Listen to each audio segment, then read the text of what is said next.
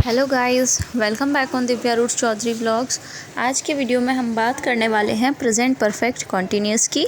और previous parts को देखने के लिए आप प्लेलिस्ट को ज़रूर विजिट करना, वहाँ आपको प्रेजेंट इंडेफिनिट कॉन्टिन्यूस परफेक्ट बिल्कुल मिल जाएंगे। और आज हम करेंगे प्रेजेंट परफेक्ट कॉन्टिन्यूस। सबसे पहले हम इसका मीनिंग देखेंगे, फिर formation, then we can understand it with example. Let's start the video.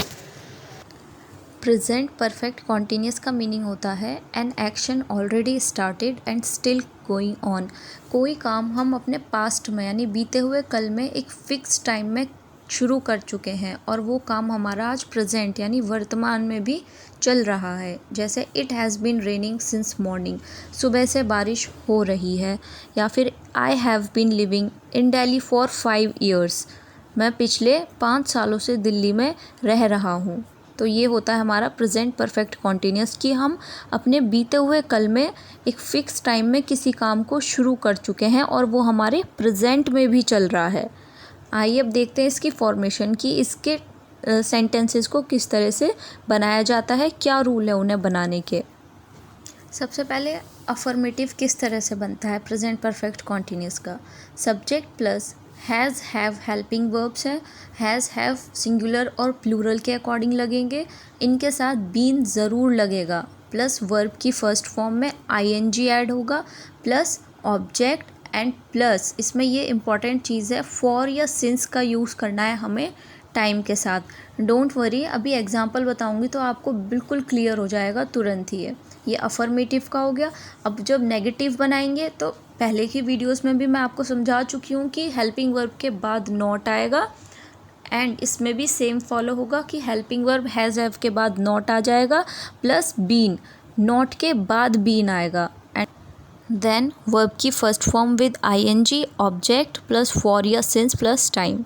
And interrogative में भी जैसे पहले बनाते थे हम कि हेल्पिंग वर्ब पहले आ जाएगी, फिर सब्जेक्ट आएगा, उसके बाद बीन आएगा, एंड देन वर्ब की first form I N G, object, for या since plus time, and question mark is must. And जब इंटेरोगेटिव नेगेटिव बनाएंगे तो helping verb plus subject plus not plus been plus verb की first form with I N G, object, for या since plus time. आइए examples देखते हैं one by one. सबसे पहले अफर्मेटिव यानी पॉजिटिव सेंटेंस का देखते हैं। जैसे हमारा अफर्मेटिव था तो I have been teaching you for an hour. Okay, जैसे सब्जेक्ट हो गया आई के साथ हैव आ गया, then been, then teach verb हो गई, वर्ब की फर्स्ट फॉर्म प्लस आईएनजी यानी टीचिंग, ऑब्जेक्ट हो गया यू, सिंस या फॉर में से यहाँ फॉर का यूज़ करेंगे, एन आर। अभी मैं आपको क्लियर करूँगी कि फॉर और सिंस का यूज़ हमें कैसे करना है और कब करना है। नेगेटिव के लिए हो गया हेल्पिंग वर्ब के बाद not plus been, and then same object plus since या फॉर। एंड इंटेरोगेटिव में पहले हेल्पिंग वर्ब आ जाएगी have, then subject, then been, then verb की first form I N G, object, for या since plus time, and question mark. And interrogative negative में पहले helping verb आ गई have plus subject plus not plus been, and then verb की first form I N G plus object, for या since, time, and then question mark. आपको rule बिल्कुल पक्के याद होने चाहिए। फिर जैसे जैसे रूल बोलता जा रहा है वैसे वैसे आप सब्जेक्ट लिख लो। सब्जेक्ट किसी का नाम हो सकता है, ही शी इट हो सकते हैं, कुछ भी हो सकता है सब्जेक्ट, ठीक है। बस जिसके द्वारा काम किया जा रहा है वही सब्जेक्ट होता है, मैंने आपको प्रीवियस वीडियोज़ में भी बताया है। Okay, and then helping verb singular या प्लूरल के अकॉर्डिंग हम हेल्पिंग वर्ब यूज़ कर लेते हैं।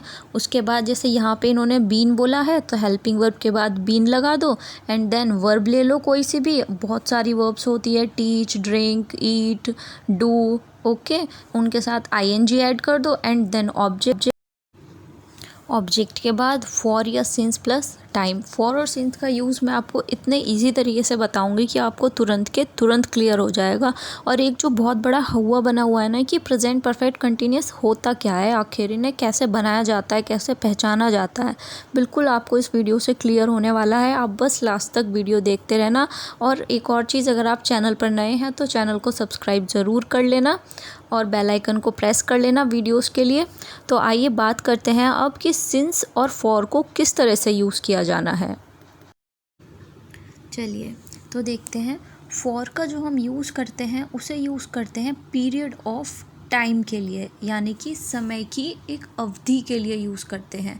जैसे for 2 hours, for 3 years, for 6 year, की कोई काम पिछले 6 साल से हो रहा है, वो पिछले 2 घंटे से सो रहा है, वो जब हमें ऐसे फिक्स पता होता है कि ये काम इतने समय से चल रहा है, तो वहाँ पे हमें फॉर का यूज़ करना है। एक एग्ज़ाम्पल बता देती हूँ आपको, वह यह काम 2 घंटे से कर रहा है, तो इसको क्या बोलेंगे? He has been doing this work for 2 hours, कि वह 2 घंटे से यह काम कर रहा है। तो इसमें हमें क्या पता है? पीरियड ऑफ टाइम पता है कि वो कितने समय से इस काम को कर रहा है। ओके, अब बात करते हैं कि सिंस को कैसे यूज़ करना है। सिंस का यूज़ किया जाता है for a point of time, कि इस समय से ये काम हो रहा है।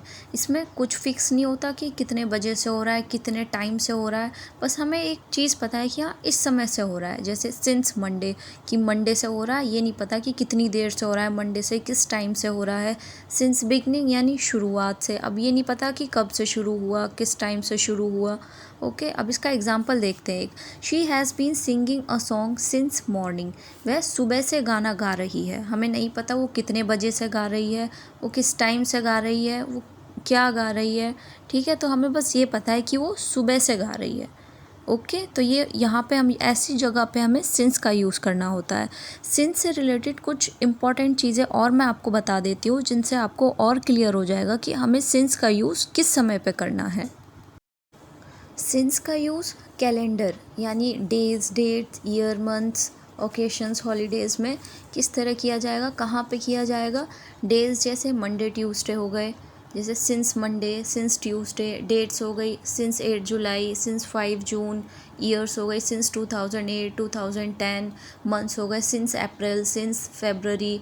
ओकेशंस हो गई since Holi, since Dussehra, since Diwali, इस तरह से। ओके, इसमें हमें ये नहीं हमें ये तो पता है कि पॉइंट ऑफ टाइम तो पता है कि हाँ हमें इस दिन से इस डेट से ये हो रहा है, लेकिन ये नहीं पता होता, पीरियड ऑफ टाइम नहीं पता होता इसमें हमें कि कितने घंटों से, कितने टाइम से। ओके, अब देखते हैं कि क्लॉक के अकॉर्डिंग, स्टेजेस ऑफ लाइफ के according, part of each day के अकॉर्डिंग हमें सिंस का किस तरह से यूज़ करना है। तो क्लॉक में हमें कैसे यूज़ करना है? सिंस 7 o'clock, सिंस 8 o'clock समय में हम ऐसे यूज़ करेंगे। स्टेजेस ऑफ लाइफ होती हैं जैसे बचपना, बुढ़ापा, जवानी, तो इस तरह से सिंस चाइल्डहुड एक्सेट्रा। एडोलसेंस होता है। ओके, और पार्ट ऑफ ईच डे यानी सुबह, शाम, रात, आफ्टरनून, तो since morning, since last night, इस तरह से यूज़ करना है। Thanks for watching friends. तो आज हमारा प्रेजेंट कॉन्टीन्यूस भी कंप्लीट हो गया, और इसी के साथ साथ हमारे जो प्रेजेंट टेंस के 4 काइंड्स हैं, present indefinite, present continuous, present perfect and present perfect continuous, ये चारों काइंड्स भी हमारे कंप्लीट होते हैं।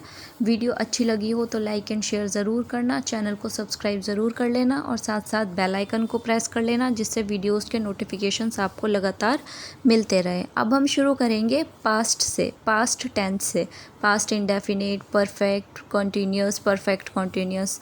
तो वीडियो में बने रहिए और मैं यानी दिव्या के साथ सीखते रहिए।